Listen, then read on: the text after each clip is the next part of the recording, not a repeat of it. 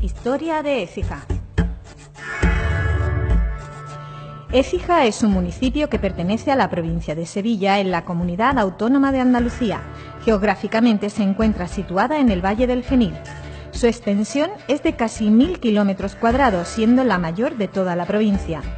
Popularmente conocida como Ciudad del Sol, la ciudad de las Torres y la Sartén de Andalucía está considerada como uno de los centros artísticos más importantes de la región. El gentilicio de sus habitantes es astigitano, astigitana, aunque es igualmente válido ecijano y ecijana. Actualmente tiene una población de unos 40.000 habitantes. Pero comencemos por sus orígenes. En la comarca astigitana vivió una población paleolítica de cazadores y recolectores que nos dejaron cantos tallados localizados en las terrazas altas del Genil. Posteriormente, el hábitat discurriría en las terrazas bajas con industrias de cantos tallados evolucionados y piezas sobre lascas. En el Neolítico hay una tendencia al sedentarismo. Surge el poblado al aire libre, rudimentario y sin trazos urbanísticos. Se desarrolla la invención de la cerámica llamada a la almagra. Además, se excavan cuevas artificiales para el enterramiento colectivo, donde se acumulan los muertos con sus respectivos ajuares funerarios. Destaca el vaso campaniforme, uno de los primeros ejemplares procede de Écija. En la Edad de Bronce solamente había pequeñas intrusiones metalúrgicas nuevas, como la de la plata, el nuevo tipo de puñal o espada de remaches en la empuñadura, aparte del enterramiento individual. La población tartésica se asienta sobre el siglo IX a.C. en esta zona, conocida hoy como Cerro de San Gil, junto al curso del río Genil. Disponen de casas de planta oval o circular diseminadas. A partir de esta época se produce un fuerte crecimiento demográfico. En los enterramientos se va imponiendo el rito de la cremación con estelas grabadas. Tras la invasión romana en la península, algunos historiadores sostienen que la batalla de Munta, el 17 de marzo del 45 a.C., se produce muy cerca de aquí. Es la última batalla de la Segunda Guerra Civil Romana, la más peligrosa y difícil de Julio César contra los seguidores de Pompeyo. En época de Augusto, hacia el 14 a.C., se funda la colonia Augusta Firma Astigi. Es cabeza del Conventus Astigitanus, uno de los 4 de la provincia romana de la Bética. La ciudad crece y se transforma. Los caminos principales son la Vía Augusta, que une a Astigi con Córdoba e Hispalis, y otro perpendicular de norte a sur hacia Emérita Augusta. A su importancia estratégica sobre la Vía Augusta y junto al cauce del Genil o Singilis, navegable hasta la ciudad, se une el sistema de producción y exportación del aceite de oliva por todo el Imperio Romano.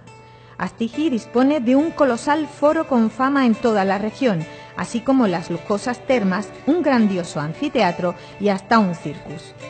De esta época son piezas de gran importancia como la Amazona herida o los abundantes mosaicos que forman parte del legado romano en la ciudad. También se avanza en la obra del primer puente de piedra que se construye sobre el río, en sustitución del viejo hecho con tablones. La ciudad posee en estos años un doble recinto amurallado con relleno hasta las almenas. La leyenda atribuye a Pablo de Tarso la fundación de la diócesis écijana, que habría sido la primera capital de la Bética con sede episcopal. En la Hispania visigoda es cuna de importantes figuras de carácter religioso como Fulgencio de Cartagena, que fue obispo, y su hermana Florentina. En el año 711 se produce la entrada en la ciudad de las tropas árabes. Los partidarios del rey visigodo Rodrigo se oponen enfrentándose en la fuente de los cristianos, pero es inútil. La conquista supone un paso decisivo en el dominio árabe del sur de la península ibérica. El nombre romano de Astigi pasa al islámico Istilla. Écija fue siempre considerada como ciudad rica por el regadío. Uno de los sobrenombres árabes de la Écija andalusí es Madinat al-Qud, la ciudad del algodón. Las líneas generales de su urbanismo son herederas directas de la Astigi imperial, aunque hay sectores en los que no coinciden. El trazado de su muralla islámica aparece con torres albarranas. Dentro del recinto se dispone de 4 puertas hacia el exterior, la que da al puente sobre el río, la puerta de Osuna, la de Sevilla y la de Palma. Uno de los edificios significativos de la Écija árabe es su mezquita al-Jama. A la población mayoritaria hispano-visigoda se le une una minoría árabe originaria de Oriente y el norte de África.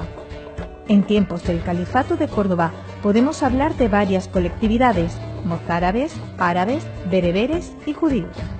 Buena parte de la población opta, sin embargo, por convertirse al Islam ante las ventajas sociales y económicas. Son los llamados muladíes o conversos. Sobre el siglo XII, Écija dispone de importantes mercados, explotaciones agrícolas de regadío y arboledas. La conquista castellana se ejecuta por Fernando III en 1240.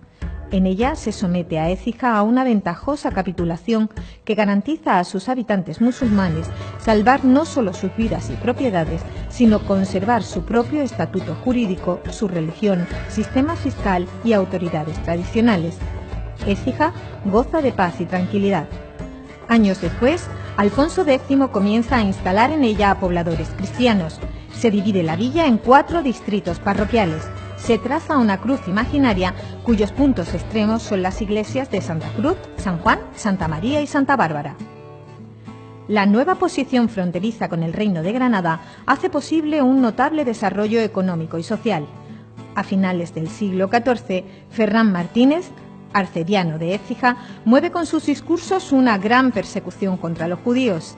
Enrique III concede a la población el título de ciudad en 1402. Isabel la Católica se hospeda en la ciudad antes de tomar Granada.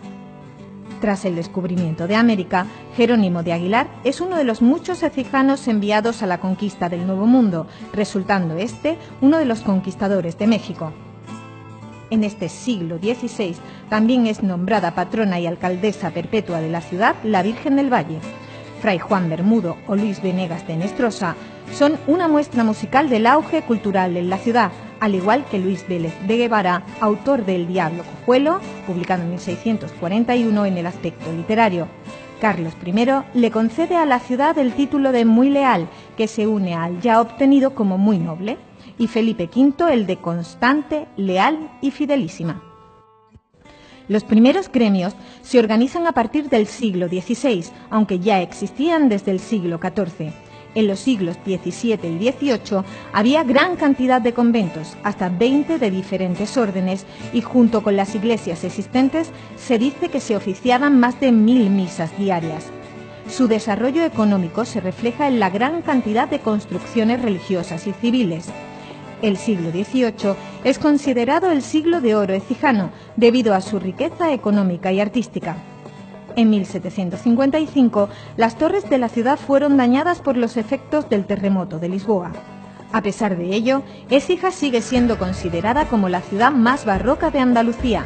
De hecho, es tal la influencia de este arte en las construcciones de la época que se llega a crear el llamado barroco écijano, del cual existen evidentes muestras en edificios eclesiásticos y de la aristocracia. Hasta 40 títulos nobiliarios, 13 de ellos grandes de España, coinciden en la ciudad en esta época.